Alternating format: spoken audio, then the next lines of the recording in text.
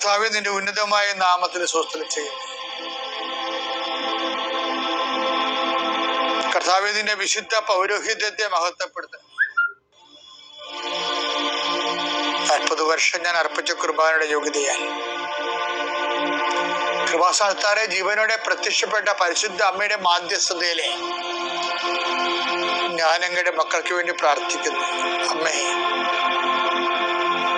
പണിക്ക് പോയിരിക്കുന്ന അപ്പൻ രാത്രി ഭക്ഷണത്തിലുള്ള വകയും കൊണ്ടുവരുമെന്ന് വിചാരിച്ചുകൊണ്ട് അമ്മയും മക്കളും കാത്തിരിക്കുന്ന പോലെ ജീവിതത്തിൻ്റെ ഓരോ ഘടകങ്ങളിലേക്ക് കടന്നു പോകാൻ വേണ്ടി ഈ പ്രാർത്ഥനയും കാത്തിരിക്കുന്ന അനേക ആയിരങ്ങളുണ്ട് ഇസ്രായേൽ ലോകം മുഴുവനും. ആ മക്കളെല്ലാം ഞാൻ ഈ സമയത്ത് ഓർത്തുകൊണ്ട് അമ്മയുടെ മധ്യസ്ഥതയിൽ ഈശോയ്ക്ക് മക്കളെ നിങ്ങളെ ഏൽപ്പിക്കുന്നു. കർത്താവ്, ഇന്ന് ആശുപത്രിയിൽ പോകുന്നവരുണ്ട് ഈശോയെ, ഇന്ന് ഓപ്പറേഷന് ഡേറ്റ് ഇട്ടിട്ടുള്ളവരുണ്ട് ഈശോ, അവരെ ഞാൻ ഈശോയ്ക്ക് സമർപ്പിക്കുന്നു. കർത്താവ് അവരെ സന്ധിക്കുകയും സമാധാനിപ്പിക്കുകയും ചെയ്യട്ടെ. ഇന്ന് സ്കാനിങ്ങിന് പോകുന്നവരുണ്ട്, ഇന്ന് ടെസ്റ്റിന് രക്തവും മറ്റു കാര്യങ്ങളും ടെസ്റ്റിന് കൊടുത്ത് റിസൾട്ടിന് പോകുന്നവരുണ്ട്. കർത്താവ്, അവർക്കെല്ലാം അനുകൂലമായ റിസൾട്ട് കിട്ടാൻ ഞാൻ മക്കളെ ഈശോ നാമത്തെ ആശീർവദിക്കുന്നു. ഇന്ന് പ്രസവം നിശ്ചയിച്ചിരിക്കുന്നവരുണ്ട്, അത് ഓപ്പറേഷൻ ആകല്ലേ എന്ന് പ്രാർത്ഥിക്കുന്നവരുണ്ട്, ചിലർ ഓപ്പറേഷൻ ആകണമേ എന്ന് പ്രാർത്ഥിക്കുന്നവരുണ്ട്. കർത്താവേ, എന്താർക്ക് ഓരോരുത്തരും അനുയോജ്യമായതും അവർക്ക് സന്തോഷം തോന്നണമെന്നുമായ കാര്യങ്ങൾ ചെയ്യാൻ നീ അവരെ അനുഗ്രഹിക്കണമേ. എൻ്റെ കർത്താവിൻ്റെ ഉന്നതമായ നാമത്തിൽ, സഭയുടെ അധികാരത്തിൽ, കുരിശിൻ്റെ അടയാളത്തിൽ, ദൈവത്തിൻ്റെ ശക്തിയാൽ നിന്റെ എല്ലാ ജീവിത തടസ്സങ്ങളെയും നീ ആഴ്ച നേരിടാൻ പോകുന്ന മുഴുവൻ ദോഷങ്ങളെ ഈശോനാമത്തിൽ ബന്ധിക്കും. പിതാപുത്രനും പരിശുദ്ധാത്മാശ്വര നീക്കുവാൻ വിശ്വാസ വളർച്ചയുടെ സുവിശേഷ പരിസരങ്ങള് ഈ കഴിഞ്ഞ 5 ദിവസങ്ങൾ നമ്മൾ കാണുകയായിരുന്നു. ഇന്ന് 6-ാം ദിവസമാണ്. ഇന്ന് നമ്മൾ ഇന്നലെ വായിച്ച ബാക്കി ഭാഗങ്ങൾ വായിക്കുക. സുഹൃതത്തെ ജ്ഞാനം കൊണ്ടും സുഹൃതത്തെ ജ്ഞാനം കൊണ്ടും, അതായത് വിശ്വാസത്തെ സുഹൃതം കൊണ്ടും, സുഹൃതത്തെ ജ്ഞാനം കൊണ്ടും, ജ്ഞാനത്തെ ആത്മസംയമനം കൊണ്ടും. ജ്ഞാനം വർദ്ധിക്കുമ്പോ ചിലപ്പോ ഒരു ആധ്യാത്മികമായ അഹങ്കാരം വരാൻ സാധ്യതയുണ്ട്. ജ്ഞാനം വർദ്ധിക്കുന്നത് എന്തെങ്കിലും കാര്യത്തെക്കുറിച്ച് ഇപ്പൊ നമ്മൾ അറിഞ്ഞാൽ, ഏതെങ്കിലും കാര്യത്തെക്കുറിച്ച് അറിഞ്ഞാൽ പെട്ടെന്ന് അറിവ് അഹങ്കാരമാണ് ജനിപ്പിക്കുന്നത്. 1 കൊരിന്ത്യർ 8:1 അറിവ് അഹന്ത ജനിപ്പിക്കുന്നു. അറിവ് അഹന്ത ജനിപ്പിക്കുന്നു. സ്നേഹമോ ആത്മീയോത്കർഷം വരുത്തുന്നു. അപ്പൊ ഈ അറിവിന്റെ ഒരു കുഴപ്പമെന്ന് പറയുന്നത് ഇത് അഹന്ത ഉണ്ടാക്കും. എന്നുവെച്ചാൽ നമ്മൾ എന്തെങ്കിലും പഠിച്ചു കഴിഞ്ഞാൽ മറ്റുള്ളവര് പഠിച്ചിട്ടില്ലെന്ന് പറയും, അവർക്ക് അറിവില്ലെന്ന് പറയും, അഹന്ത ഉണ്ടാക്കും. പട്ടാളക്കാരില്ലേ, വെടിവെപ്പ് പഠിച്ചു കഴിഞ്ഞാൽ ഉടനെ മറ്റുള്ളവരെ സിവിലിയൻ എന്നേ വിളിക്കത്തുള്ളൂ. സിവിലിയൻ. ഈ സിവിലിയൻ സംരക്ഷണത്തിന് വേണ്ടിയാണ് ഇവര് പട്ടാളത്തിൽ ചേർന്നിരിക്കണം എന്നാണ് പറയണത്. അപ്പൊ എന്തെങ്കിലും തരത്തിൽ പ്രൊഫഷണൽ ആയിട്ട് കഴിഞ്ഞാൽ ഉടനെ നമുക്ക് അഹന്ത ഉണ്ടാവും. എനിക്ക് തന്നെ സെമിനാരി പഠിക്കുന്ന കാലത്ത് കുറെ നുണകളൊക്കെ വലിയ ശാസ്ത്രീയ കണ്ടുപിടുത്തം പോലെയൊക്കെ ചിലവരൊക്കെ തട്ടിവിടാൻ ഞാൻ കേട്ടിട്ടുണ്ട്. ചെങ്കടല പിളർത്തി എന്ന് പറഞ്ഞാൽ അവരൊരു ചെങ്കടല പിളർത്തിയൊന്നും അല്ലത്, അത് വേലി ഇറക്ക സമയമായിരുന്നു. അപ്പോഴാണ് മോസസ് കൂട്ടരും ആ വേലി ഇറക്ക സമയത്താണ് ചെങ്കടല കടന്നു പോയത്. ഇങ്ങനെ കുറെ കാര്യങ്ങൾ ഇവർ പറയും.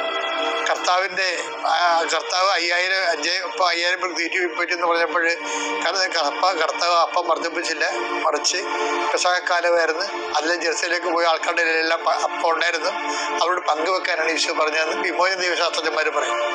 ഇങ്ങനെ പുതിയ നോളജുകൾ വരുമ്പോൾ ഇത് കേൾക്കണവർക്കില്ല, ഏതാണ്ട് പുതിയ കാര്യം കേട്ടപ്പോൾ അഹന്ത ഉണ്ടാവുമായിരുന്നു. അപ്പോൾ എനിക്കുണ്ടായിരുന്ന ചെറിയ അഹന്തയൊക്കെ, പക്ഷെ ഞാനൊരു കണക്കിന് രക്ഷപ്പെട്ടത്. അതായത് കഴിഞ്ഞാല് എനിക്ക് മനസ്സിലായി, ഇത് സാത്താൻ സഭയിൽ പ്രവർത്തിച്ചിരിക്കുന്നതിൻ്റെ പിണിയാളുകളായിട്ട് ഇറക്കിയിരിക്കുന്ന ആൾക്കാരാണെന്ന് മനസ്സിലായി. സുവിശേഷത്തിൻ്റെ ശക്തി ചോർത്തിക്കളയുന്ന എല്ലാ റാഷണലൈസേഷനും യൂറോപ്യൻ സഭ എവിടെയാണ് കൊണ്ടേ ആക്കിയത്, അവിടെ നമ്മളെയും കൊണ്ടേ ആക്കും. കാരണം ചരിത്രമൊന്നും പറയേണ്ട കാര്യമില്ല. എല്ലാ കാര്യങ്ങളിലും ഈ റാഷണലൈസേഷൻ സഭയിൽ വന്നതിന് ശേഷം ദൈവിക പദ്ധതികളുടെ കഴുത്തിനാണ് അത് കത്തിവെച്ചത്. അറിഞ്ഞില്ല. കർത്താവിൻ്റെ അത്ഭുതങ്ങളെ നമ്മളിന്ന് എല്ലാ ദിവസവും കാണുന്ന ഒരു സ്ഥലമാണ് കൃപാസനം. പക്ഷെ അത് എന്തുകൊണ്ടാണ് അത്ഭുതങ്ങളായിട്ട് ജനങ്ങൾ ഇന്നും ആശ്വാസം പ്രാപിക്കേണ്ടത്? ഞാനെന്നൊരു വിശ്വാസി അവിടെ ഈ അത്ഭുതങ്ങളെ അംഗീകരിക്കുന്നത് കൊണ്ടാണ്. എൻ്റെ സ്ഥാനത്ത് വേറെ ആൾ വന്ന് ബുദ്ധിപരമായിട്ടാണ് വിഷയം കാണുന്നതുണ്ടെങ്കിൽ കർത്താവ് ചാപ്റ്റർ ക്ലോസ് ചെയ്ത് അയാളെയും ക്ലോസ് ചെയ്യും, പുസ്തകം ക്ലോസ് ചെയ്യും. ഒരു സംശയമില്ല കാര്യത്തിൽ. കാര്യം ദൈവികമായ പദ്ധതികളെ എളിമയോടെ അംഗീകരിക്കണം. വിശ്വാസം നമുക്ക് നൽകേണ്ടത് എളിമയും ദൈവിക പദ്ധതികളോടുള്ള ഒരു സമർപ്പണവുമാണ് ശരിക്കും വരണത്. അങ്ങനെ അതിൻ്റെ അമ്മ പ്രത്യക്ഷപ്പെടാൻ കാരണം. അല്ലെങ്കിൽ എന്തുകൊണ്ട് അമ്മ പ്രത്യക്ഷപ്പെട്ടു? ഞാൻ ഇങ്ങനെയുള്ള കാര്യങ്ങളെ, ദൈവികമായ ഇടപാടുകളെയും ഇടപെടലുകളെയും അതേ ഒരു ഭവ്യതയോടെ കൃത്യതയോടെ ഏറ്റെടുക്കും. അതിന് ഞാനൊരിക്കലും യുക്തി കൊണ്ടുവന്ന് അതിൻ്റെ അകത്ത് കയറ്റി ദൈവത്തിന് യുക്തിയുടെ ഉപകരണമാക്കത്തില്ല ഒരിക്കലും. നമ്മളെപ്പോഴും ശ്രദ്ധിക്കണം ആ വിഷയത്തിൽ. കർത്താവ് ഇന്നും വിടുതൽ നൽകുന്നതിന് അത്ഭുത പ്രവർത്തികളാണ്. അല്ലാതെ ഒരു കാലത്ത് കർത്താവ് അത്ഭുതം ചെയ്തിരുന്നു, ഇന്ന് ചെയ്തില്ലെന്ന് പറയണത് എന്തൊരു നോൺസെൻസാ. ഒരു കാലത്ത് അത്ഭുതം ചെയ്തിരുന്ന കർത്താവ് ഇന്ന് ചെയ്യുന്നില്ലെന്ന് പറയുന്ന കുറെ ആൾക്കാർ ഞാൻ കണ്ടിട്ടുണ്ട്. അത് ഇന്ന് ചെയ്യാഞ്ഞിട്ടല്ല, ഇന്ന് ചെയ്തിട്ട് കാര്യമില്ലാത്ത അണ്ണന്മാരുടെ എണ്ണം കൂടി. അവിടെയാണ് വിഷയം വന്നത്. അതായത് സിമ്പിളായിട്ട് വിശ്വസിച്ച് ആത്മാർത്ഥമായിട്ട് ദൈവിക വഴികളെ കണ്ടുപിടിച്ച് മനസ്സിലാക്കാനുള്ള കഴിവ് പോയി. ആര് കളഞ്ഞെന്ന് ചോദിച്ചു കഴിഞ്ഞാൽ ഇതുപോലെയുള്ള ശാസ്ത്രീയമായിട്ടുള്ള ശാസ്ത്രീയം ആവശ്യമില്ലാത്ത സ്ഥലത്ത് ശാസ്ത്രം കുത്തിക്കയറ്റി സഭാപരമായ കാര്യങ്ങൾ ശാസ്ത്രീയമായി പഠിപ്പിക്കാൻ വേണ്ടി ഉള്ള ശ്രമങ്ങൾ നടത്തി വന്നപ്പോൾ എന്നാ പറ്റി? പാക്കപ്പലിനുള്ള കാറ്റും കൊണ്ട് ദൈവത്തിൻ്റെ വഴിക്കും. അതല്ലേ സംഭവിക്കണം. അപ്പൊ വിശ്വാസത്തെ എപ്പോഴും നമ്മൾ ശ്രദ്ധിക്കേണ്ടത്, അറിവ് അഹന്ത ജനിപ്പിക്കും. അപ്പൊ നിനക്കൊരു അഹന്തയുണ്ടെങ്കിൽ നീ അവിശ്വാസിയാണെന്ന് ഓർക്കണം.